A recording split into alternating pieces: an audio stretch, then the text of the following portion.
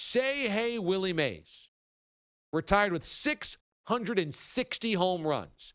To put that in perspective, only two guys before the steroid era had done that.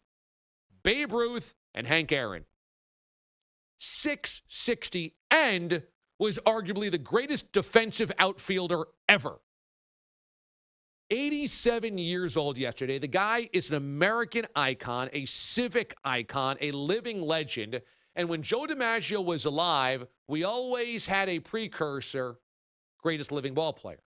Joe D always had that, greatest living ball player. And then it was Ted Williams, greatest living ball player. Well, now it's Willie Mays.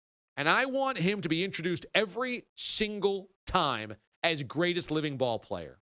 Because he might not be with us for much longer.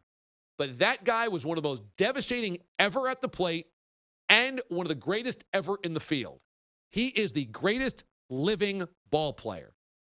24 All-Star games. 87 years old for Willie Mays. Somehow not unanimous going into the Hall of Fame in 1979, although he got nearly 95% of the vote.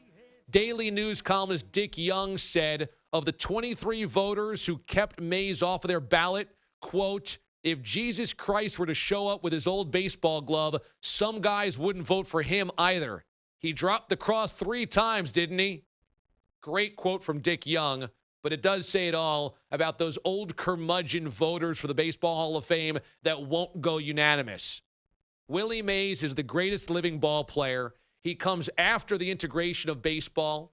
I'm rocking one of my favorite sweatshirts honoring the great Jackie Robinson today. And Jackie opened up the door for Hank Aaron and Willie Mays, and those guys burst through it and became some of the greatest ever. And Willie Mays is the greatest living ball player.